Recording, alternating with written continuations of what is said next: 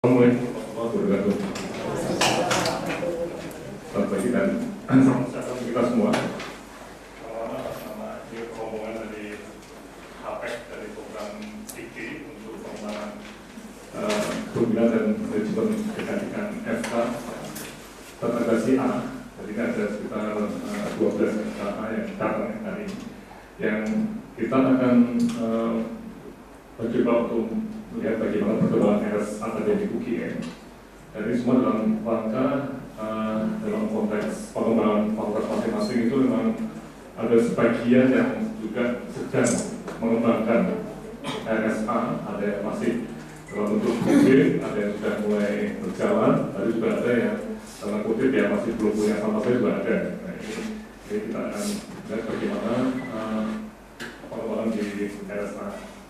Sampai itu kita juga ada diskusi sebentar mengenai beberapa proposal dari pengembangan itu tentang BPJS 1 dan juga beberapa yang kita akan bahas, yang kita akan lihat dalam konteks rumah sakit akademik. Kemudian juga untuk pengembangan ke depannya, memang kelompok ikan-ikan ini juga akan berusaha untuk tiap tahun ada pengembangan atau pertemuan, termasuk salah satu yang mungkin menarik itu tentang sejarah rumah sakit akademik yang mungkin bisa menjadi semacam kelompok dosen atau staf FK yang memang mengelola RSA ini bisa kumpul setiap tahun ini, teman-teman yang mungkin bisa kita explore, kita lihat bagaimana proses. Saya kira ini sebagai pengantar dari kami dan industri, kami terima kasih sekali atas sambutan dari Bapak Direksi yang walaupun satu itu ya, itu tadi kerja, jadi bisa menyambut kami dengan lengkap sekali. Hanya itu keuangan ya, Pak John, terima kasih. Terima kasih sekali Pak Afif. Kami sangat senang karena mendapatkan kepercayaan dari Bapak Ibu sekalian untuk melihat aktivitas di rumah sakit kami. Meskipun rumah sakit ini relatif masih baru, akan tapi kami dapat memberikan informasi perkembangan yang sudah kami jalankan, dan mungkin dapat juga nanti kami diberikan masukan tentang apa yang sudah kami lakukan, atau mari kita sharing apa yang sudah kita lakukan bersama. Dan kami mengharapkan kunjungan ke RSA akan memberikan kesan yang positif untuk Bapak Ibu semua, dan merupakan kebahagiaan bagi kami untuk memberikan sesuatu kepada teman-teman kita. Barangkali sedikit presentasi ya Pak. Ya, Bapak Ibu sekalian, kami coba untuk menguraikan beberapa hal yang pokok-pokok aja mengenai rumah sakit akademik ini. Silakan slide-nya. Jadi slide. Nah ini rumah sakit ini relatif sangat mudah, karena 2 Maret 2012 kita operasional. Dan ini praktis 2 tahun, kemudian ini pada bulan yang lalu kita baru mendapat penetapan kelas untuk menjadi B, dan ini sangat kita tunggu karena supaya kita dapat menerima pasien BPJS. Sementara ini kami hanya menerima pasien umum saja. Ya, slide. Nah, ini adalah lokasi kami di dekat ring road, tapi tidak di pinggir ring road. Silakan. Jadi ada sawahnya. Jadi rumah sakit ini rumah sakit mewah karena mepet sawah.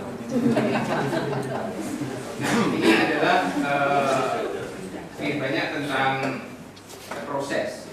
Proses ini juga peran Pak Direktur pada Purwaksono sangat besar pada saat studi kelayakan dan sebagainya, sehingga ini memberikan satu dorongan yang kuat bagi Indonesia Gajah Mada untuk membangun rumah sakit ini. Kemudian ini dari anggarannya juga berasal dari 100% APBN, jadi tidak ada bantuan luar negeri ke rumah sakit kita. Kemudian ini ada beberapa yang perlu kami sampaikan. Dalam proses itu ada kita melakukan pelayanan dengan cluster base. Kemudian yang kedua kita melakukan interprofessional education. Dan ini kita siapkan dari sekarang, walaupun belum seluruh proses pendidikan ada di sini, tapi kami sudah menyiapkan itu. Ya, kemudian yang terakhir itu yang AHC yang dikembangkan waktu kita pertemuan di UI yang lalu. Nah, berapa hari yang lalu ya, 2 hari yang lalu ya Bu ya, kita workshop gitu. Jadi antara Sarjito, RSA, kemudian Rumah Sakit Suraji dan Fakultas Kedokteran, kita menuju bagaimana membangun AAC yang ke depan. Slide. Nah ini kalau kedudukan saya kira semua kita jelas yang dari Universitas Negeri bahwa ini adalah miliknya Kementerian Pendidikan dan Kebudayaan. Slide. Nah ini yang saya kira semua rumah sakit pendidikan dan Fakultas Kedokteran akan bicara seperti ini. Bagaimana kita membuat suatu kolaborasi untuk proses pendidikan, proses research itu bisa berjalan dengan baik. Slide. Ini juga seperti ilustrasi yang lain. Kemudian yang di samping kanan atas itu adalah fakultas-fakultas yang dari universitas memberikan kesempatan untuk menggunakan rumah sakit kita sebagai lahan atau wahana untuk pendidikan. Nah ini jejaring dari Fakultas Kedokteran dengan fakultas-fakultas lain dan rumah sakit pendidikan di sekitarnya atau mungkin jejaring dari FK. Slide. Nah, ini dari itulah saya kira ini 3 pilar yang sangat penting yang nantinya kita ke depan akan menuju seperti ini. Slide. Ini visi kita mengenai, nah ini tidak terlepas dari pelayanan pendidikan dan riset. Boleh dikatakan tridharma perguruan tinggi praktis kita adopt untuk rumah sakit pendidikan. Slide. Ini mengenai misi penjabaran dari visi kita. Slide. Ini adalah moto kita, friendly and caring hospital. Slide. Ini struktur organisasi. Nah, struktur organisasi ini masih sejak ditetapkan dengan SK Rektor bentuknya masih seperti ini. Tapi kami dalam proses untuk menyusun etika yang lebih fit untuk rumah sakit. Nah, ini adalah para direksi. Jadi di direksi saya direktur utama dan di sini Prof. Nartini yang hadir sebagai direktur pelayanan medik dan keperawatan, kemudian Bu Junita sebagai direktur umum SDM akademik dan riset, dan ini Pak Setiono belum hadir. Nah, ini dari aspek pelayanan sejak dibuka itu kita sudah memberikan pelayanan dimulai dari rawat jalan, kemudian setahun kemudian kita sudah siap untuk rawat inap. Ini sementara unggulan pelayanan kita adalah 3, neuroscience, kemudian hijau terpadu dan tumbuh kembang. Ini sementara ini yang sedang kita siapkan. Ini jumlah dokter di tempat kita, ini dokter spesialis yang diangkat atas nama rumah sakit itu ada 30. Kemudian ada 17 dokter umum, ada 4 dokter gigi dan 2 dokter gigi spesialis. Jadi ini semuanya adalah staf atau home staff rumah sakit akademik. Baik.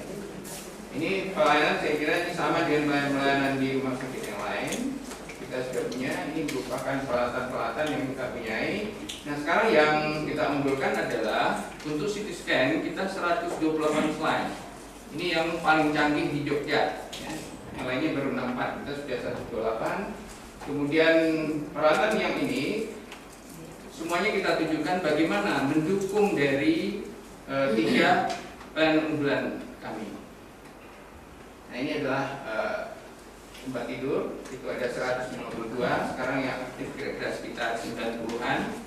Target kita ke depan itu ada 250 tempat tidur setelah 4 gedung kami siap. Slide. Nah ini ruang-ruang perawatan. Ya, ini ruang-ruang perawatan kami yang mulai dari kelas 3, VIP dan sampai dengan ruang untuk HD. Nah ini adalah ruang intensive care. Kita punya 8 tempat tidur untuk intensif, 13 tempat tidur yang baru kita aktifkan 6, kemudian 8 untuk ICU belum kita aktifkan, kemudian NICU dan PICU masing-masing 1. Ini sudah berjalan. Slide. Ini untuk hemodialisis sementara kita mempunyai 16 unit mesin tadi dan semuanya sudah penuh. Slide. Ini pelayanan kita untuk kunjungan pasien secara umum di tahun 2013 dan 2012. Jadi kalau dibandingkan cukup lumayan pada saat itu 191% peningkatan. Nah ini adalah juga perbandingan dari pasien. Selain ini rawat jalan per bulan, kemudian ini rawat inap, ini gawat darurat. Ini 10 besar terbanyak. Jadi kalau kita lihat ini masih sangat tradisional. Jadi kalau masih panas ya, fever masih yang tertinggi. Jadi masih masih belum mencerminkan seharusnya kita seperti apa sebagai lembaga pendidikan. Tapi nggak apa-apa, di awal permulaan kita harus dapat terima seperti itu. Ini dari tahun 2014 ya, dari Januari sampai dengan Juni. Ini juga ya, ini hemodialisis juga. Ini operasi. Nah, mengenai SDM ya. Nah, ini mengenai SDM kita sekarang ini 298 termasuk dokter, kemudian non medis dan seluruhnya. Itu adalah seluruhnya tenaga yang diangkat pertama CRSA. Sebagian sudah PNS, CPNS, sebagian masih kontrak dengan SK Rektor. Nah, ini adalah SDM kalau dibandingkan dengan presentasi. Saya kira ini sama dengan rumah lain bahwa itu adalah presentasi yang paling tinggi. Ya. Nah, ini Bapak Ibu sekalian, kalau andai kata ini jadi betul sesuai rencana, itu yang akan jadi seperti ini rumah sakit kami ke depan. Dan satu-satunya rumah sakit dengan helipad di atasnya. OI juga belum punya ya, karena dia punya lapangan, nggak perlu helipad. Jadi andai kata ini sesuai dengan program, seharusnya rencana dikti semula 2011 seluruh fisik sudah selesai. Tapi faktanya adalah di tahun 2014 masih ada 4 gedung lagi yang belum selesai dari strukturnya. Nanti Bapak bisa lihat. Nah, ini yang biru ini adalah ruang-ruang untuk perawatan dan untuk bersama, ada kamar operasi, ada ICU di situ. Kemudian yang kuning ini adalah gedung yang di depan tadi kita lewati, yang sementara dipakai untuk seperti ini. Sedangkan yang merah ini sudah ada lahannya. Ini ada 4 gedung penting nantinya. 1 gedung akademik, 1 lagi gedung riset, 1 lagi gedung pengelola, dan 1 lagi hotel. Hotel artinya setingkat hostel yang bisa digunakan oleh keluarga pasien. Slide. Jadi ini zoning yang dianjurkan atau yang sudah ditetapkan oleh DIKTI. Ini juga sudah kita siapkan ke arah ini. Slide. Nah, ini mengenai kegiatan penelitian, jumlah penelitian kita. Nah, penelitian ini ada yang dari dalam, juga ada penelitian yang dari luar yang melakukan ini. Yang sudah intens sekarang kita dengan farmasi, yaitu riset klinik untuk obat. Ini jumlah mahasiswa yang magang di sini dari kedua fakultas, tidak hanya fakultas kesehatan. Ya, ini mengenai pengabdian masyarakat, kita mengikuti beberapa pengabdian masyarakat secara aktif yang dibutuhkan baik itu dari universitas maupun dari masyarakat dan lingkungan kita. Saya kira itu sementara yang dapat kami sampaikan. Mudah-mudahan Bapak Ibu sekalian punya gambaran kita seperti apa. Jadi perjuangan kita sekarang adalah bagaimana supaya fisik rumah sakit kita ini cepat dan kita juga bisa menyelenggarakan proses belajar mengajar dengan baik. Terima kasih. Assalamualaikum warahmatullahi wabarakatuh. Riwayatnya dan desainnya memang bukan menyaingi Sarjito, tapi komplementari dan lebih ke arah secondary care untuk POAS, tapi juga ada beberapa unggulan ya, jadi sudah ada 3 ya unggulannya. Jadi sampai sekarang tidak ada masalah secara prinsipil untuk pengembangannya. Ya, mudah-mudahan ada pertanyaan atau komentar. Ya. Pemilihan dan penetapan dari unggulan 3 unggulan itu berdasarkan pembicaraan dengan Rumah Sakit Sarjito. Jadi Rumah Sakit Sarjito unggulannya antara lain jantung terpadu, onkologi, dan geriatri. Itu unggulan utamanya. Kemudian ada unggulan-unggulan yang lain. Kemudian pada waktu pendidikan itu, karena itu sebagai rumah sakit pendidikan utama Fakultas Kedokteran, dan di sini akan dikembangkan untuk pendidikan tingkat profesi, tidak hanya untuk Fakultas Kedokteran, tetapi juga untuk kedokteran, untuk gigi, kemudian farmasi, psikologi klinis, kemudian ada 8 fakultas dan 1 sekolah vokasi, dan rekam medis juga termasuk di dalamnya. Nah, oleh karena itu kemudian dari Sarjito disarankan supaya tidak sama dengan Sarjito, yaitu ginjal terpadu, kemudian neuroscience behavior, serta tumbuh kembang anak, dan lebih khususkan lagi adalah tumbuh kembang khusus supaya ini nanti dalam pengembangannya bisa rehabilitasi medis, kemudian untuk yang lain. Dan kemarin dengan Sarjito sudah diakreditasi GCI sebagai rumah sakit pendidikan, maka akan dibentuk satu akademik healthcare. Dan dengan demikian kemarin juga dievaluasi lagi, Sarjito akan menambah dengan rujukan nasionalnya. Dan kemudian di RSA ini berkembang karena sekarang kita dengan lokasi seperti ini dimungkinkan untuk mengembangkan menjadi trauma center. Kasus-kasus bawah darat sebagian besar adalah itu. Nah, salah satu seperti itu. Kemudian untuk karena kita di sini nanti ada academic tower dan ada research tower. Nah, itu antara lain ikon yang kita kembangkan juga dengan terpadu itu adalah sistem pendidikan di sini dengan interprofessional education.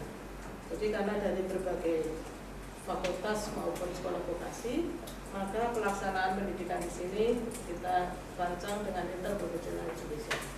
Kemudian juga untuk pelayanannya kita kembangkan dengan interprofessional teamwork. Jadi ini sudah kita mulai sehingga berupa klaster. Ini sesuai juga dengan desain dari Fakultas Kedokteran yang merancang untuk pengembangan baik pelayanan pendidikan maupun penelitiannya dengan klaster. Jadi meningkatkan mutu lulusan dokter itu dasarnya. Tapi sebagai suatu institusi pendidikan tentu juga kita mempunyai impian-impian supaya rumah sakit ini bisa menjadi rujukan nasional ya minimal. Dan ketentuan dari Kementerian Kesehatan pada saat kita mengajukan izin juga diharuskan apa sih unggulannya gitu ya. Jadi kita susunlah unggulannya demikian setelah membahas dengan beberapa pihak. Jadi dengan demikian ke depan kita melihat pengembangan-pengembangan yang mungkin bisa dimanfaatkan tidak hanya untuk asisten tetapi juga untuk pendidikan spesialisasi dan subspesialisasi. Saya kira itu baik. Klaster bedah terpadu tidak hanya terdiri dari bedah yang dengan sub-sub spesialisasinya itu, tetapi juga di situ bergabung untuk THT, mata, kemudian bedah mulut dari gigi, kemudian termasuk di dalamnya juga nanti dari kelompok keperawatan spesialis, misalnya yang untuk molda, untuk contohnya, lalu juga dari unsur-unsur yang semua yang menyangkut ada bedah. Jadi menjadi satu klaster sehingga tadi dalam building itu 5 lantai itu semua untuk klaster bedah terpadu.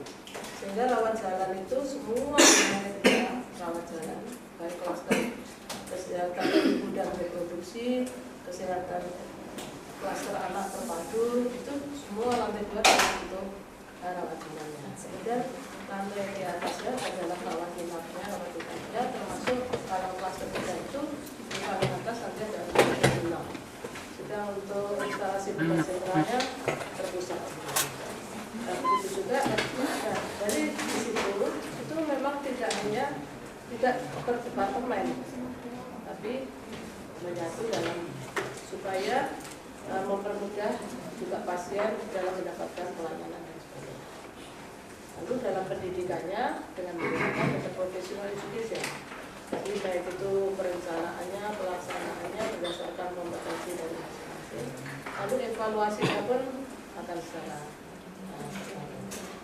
yang tidak terpadu itu ya semua berpegang pisau ada di situ. Kemudian gedung-gedung kita juga disesuaikan dengan masing-masing klaster. Kita sebetulnya rumah sakit pendidikan kita masih menyatu dengan rumah sakit nasional.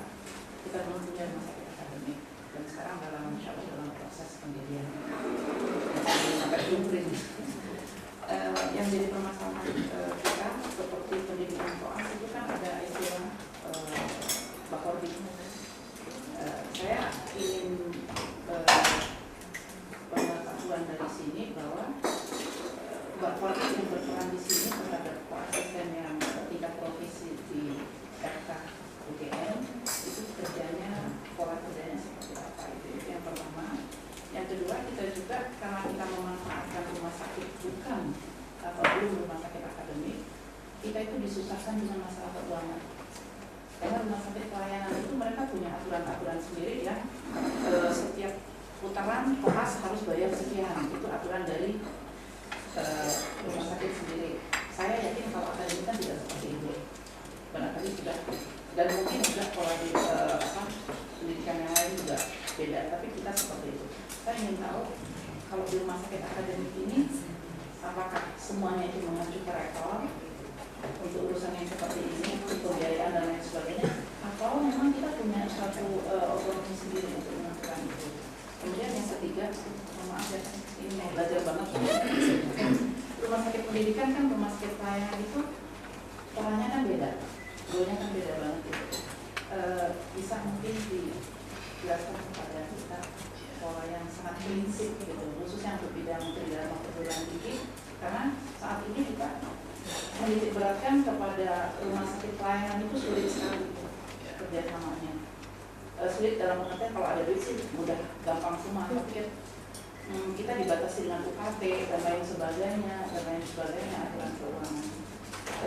Ini juga berhubungan dengan seperti kalau kita menitipkan barang atau alkes dari FKUG, katakanlah seperti itu, ke rumah sakit pendidikan utama kita yang notabene miliknya Kemkes, itu kan urusannya jadi beda. Dimasukin ke sana tidak boleh, dihibahkan juga agak sulit. Sementara kita terus dituntut dengan laporan keuangan dan lain sebagainya. Saya kira saya ingin sharing dari Bapak Ibu bagaimana pendapat dalam hal ini. Terima kasih. Kami ini rumah sakit ini 100% disupport oleh Universitas Gadjah Mada, baik dari sisi kebijakan maupun dari sisi anggaran. Jadi kami diberikan anggaran dalam bentuk RKAD itu. Kemudian kami juga sekarang sudah punya pendapatan yang juga RKAD. Seluruh pendapatan kami disetorkan ke UGM. Kemudian kami meminta ke UGM apapun yang kami perlukan. Jadi prinsipnya seperti itu.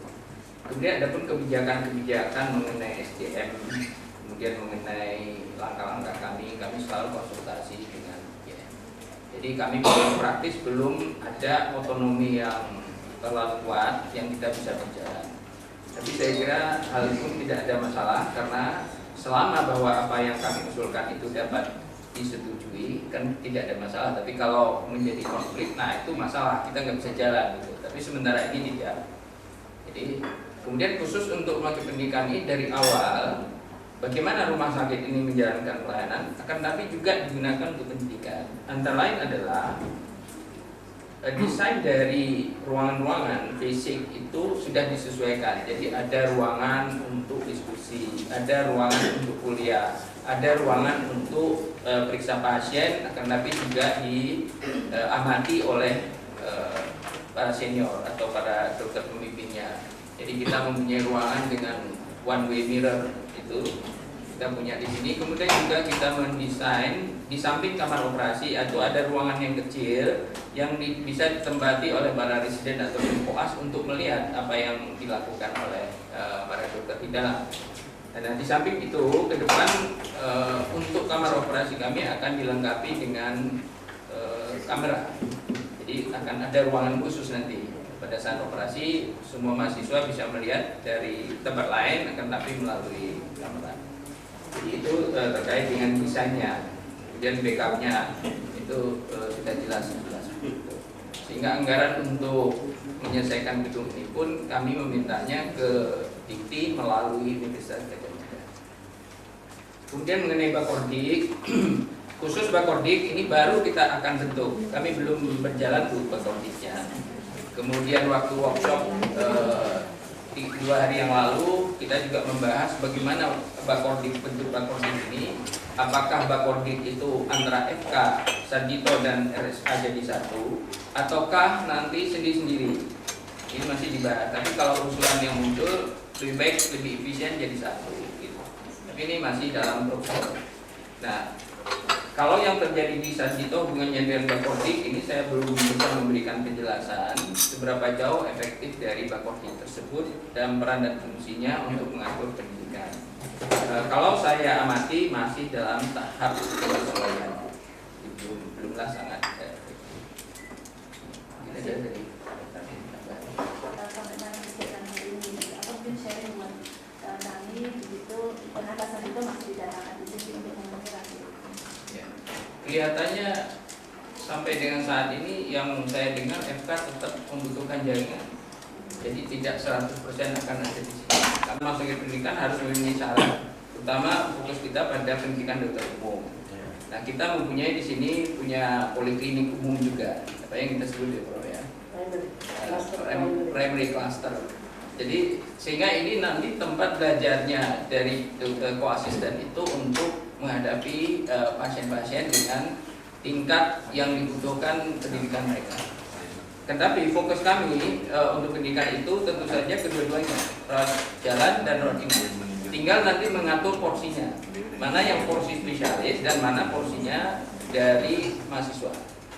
Meskipun demikian, kita juga bisa melihat bahwa pendidikan itu kan tidak semata-mata berhubungan dengan pasien. Banyak hal yang bisa dilakukan, koordinasi antara pendidik dengan mahasiswa tersebut untuk mencapai keterampilan standar. Jadi dua-duanya. Ya, pemenuhan itu material untuk rawat jalan itu, Mas. Ya. Dengan BPJS itu nanti kalau B ini jelas turun untuk rawat jalan. Jadi kita masih ada nanti pasien yang umum ya, bukan BPJS semua. Itu pasti ada. Cuma kita tidak menutup kemungkinan untuk tidak menerima. Nah, sekarang aja kita ini praktis 100% adalah bukan BPJS atau asuransi. Kunjungan kita untuk poliklinik sekitar 80 sampai 100 per hari. Jadi cukup lah untuk rumah sakit baru lumayan gitu. Kita baca. Ya, jadi di sini memang dirancang ada klaster pelayanan primer. Nah itu karena tidak semua pasien kan tadi disampaikan BPJS. Yang pasien dari misalnya dengan kerjasama dengan pihak ketiga misalnya dari Astra, kemudian dari perusahaan yang lain, perusahaan tekstil dan sebagainya. Kemudian juga yang memang pasien umum. Jadi banyak sekali. Termasuk juga mahasiswa kan luar biasa banyak, baik mahasiswa S1, S2, S3 maupun yang program diploma. Dan mereka tidak semuanya saat ini tidak semuanya kan BPJS. Nanti kemudian ada mungkin masuk dalam BPJS baik yang dengan premi maupun yang tidak.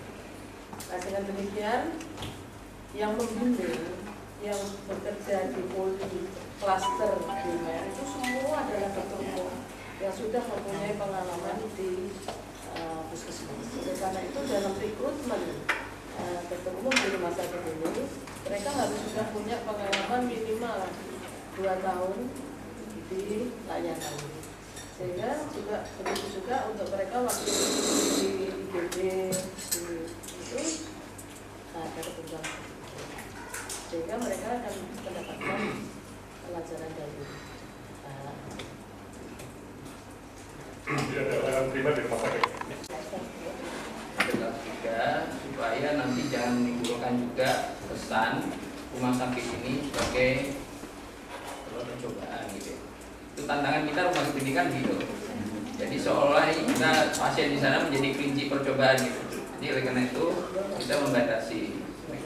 Ya, meskipun itu kita mempunyai VIP, tentu kita juga menginginkan supaya dokter-dokter kita punya kesempatan memberikan pelayanan yang khusus untuk pasien-pasiennya. Kita siapkan dengan VIP. Kemudian nanti juga ada poliklinik yang perjanjian juga akan kita kembangkan. Nah, seperti tadi saya sampaikan bahwa kita mempunyai 30 dokter spesialis, itu semuanya adalah diangkat atas nama rumah sakit, bukan stafnya FK. Nah, sampai dengan saat ini. Kemudian juga dokter gigi, dokter umum juga sebagai staf kami. Nah, adapun nanti yang berasal dari FK maupun Sarjito, nanti setelah kita berjalan pendidikan sudah berproses dengan maksimal, maka kita memberikan kesempatan untuk berada di sini dalam rangka proses pendidikan maupun pelayanan. Jadi kami lebih menekankan sekarang ini kekuatan kami adalah pada home staff kami. Jadi semua spesialis sudah ada, kecuali jantung. Bagaimana kita melihat waktu koas itu dikirim itu kan berdasarkan pada bidang ilmunya, gitu ya. Jadi di sini kita hanya membagi saja. Kalau yang dikirim ke sini adalah berasal dari game, kita arahkan ke klaster ibu dan anak. Kalau anak juga arahkan ke ibu dan reproduksi ya. Ibu dan reproduksi itu tuh oke. Kemudian nanti kalau itu berasal dari bedah ya kita arahkan ke bedah. Tapi pada dasarnya menurut saya tidak akan ada konflik tentang prosesnya di sini. Kami bisa atur karena cluster base itu lebih fokus pada pelayanan. Jadi tambahan lagi. Jadi memang konsep cluster ini itu memang dari Fakultas Kedokteran. Kemudian juga waktu Bu Ansita tadi dari DIPTI minta supaya kita mengembangkan itu sehingga menjadi satu bisa untuk menjadi model. Nah, jadi misalnya seperti di cluster bedah itu rencananya koas yang dikirim itu tidak hanya dari bedah, tetapi juga dari THT, dari mata, termasuk dari gigi, karena di situ ada bedah mulut, ada spesialis bedah mulut. Kemudian kan tadi sudah sampaikan bahwa itu dari segi pelayanannya itu diwadahi di satu tempat. Tapi mereka selalu bisa berinteraksi. Ini kan yang kita sebutkan tadi atau professional education. Jadi mulai dari bagaimana mendiagnosis, bagaimana merencanakan, bagaimana mengambil keputusan, itu kita ajari mereka untuk dalam satu tim. Karena tidak hanya dari ini, tapi juga dari keperawatan. Koas keperawatan pun di sini kan ada keperawatan maternitas, ada keperawatan anak, ada keperawatan medical bedah dan sebagainya. Nah itu mereka akan tidak gitu. Jadi selain dari pelayanannya, dari segi pendidikannya pun mereka bekerja secara terintegrasi dalam satu klaster. Jadi ini dibiasakan sejak dari mahasiswa mereka sudah berinteraksi, terintegrasi. Ya, nanti bisa tanya ke UFA ya. Tapi UFA pernah mempunyai semacam proposal untuk merubah model lokasi klinik tadi. Kan pernah untuk mengatur sistem pelajaran klinik dalam bentuk sistem. Jadi memang kalau misalnya ke repro itu akan reproduksi kan kita opsi apa? Dan misalnya reproduksi. Nah reproduksi ini akan berpusat dari isi tentang ibu, kemudian tentang patologi dan memang itu kemarin masih agak sulit. Jadi kita kembali lagi ke tempat dengan dan standar master kayak itu memang lebih masuk akal karena memang yang akan dihadapi nanti pas secara umum. Jadi pencapaian kompetensi ini tidak hanya dari satu pencapaian kompetensi itu karena kesehatan ibu dan reproduksi itu selain opsi di situ itu mulai dari kelamin juga di situ, andrologi juga di situ. Jadi kemudian psikologi klinik juga ada di situ karena program-programnya. Oke, waktunya ya kita harus ini mungkin desain RSA yang secara arsitektur juga sudah dibikin supaya ada banyak kualitas juga ya, jadi jangan sampai umpuk-umpukan dari kualitas ya dari kada yang dari dalam apa signal ya mungkin juga ruang-ruang dan sebagainya. Nah, waktunya ya kita harus sampai di hotel lagi jam maksimal jam 11.04 program. Sehingga presentasinya yang untuk nanti dibuka ya, nah waktunya ya. Dan saya buka edukasi nanti itu sudah sampai. Dan check outnya jam 1 sehingga nanti kita akan di sana kita jam 1 kurang 4 itu sudah ditutup sehingga itu waktu untuk check out dan makan siang diambil sama. Saya kira demikian, saya makan tadi Pak Wali, proses nanti. Inisiatif sendiri. Mas, ada tunjuk kopi apa? Enggak, saya putih mohon. Ada aja.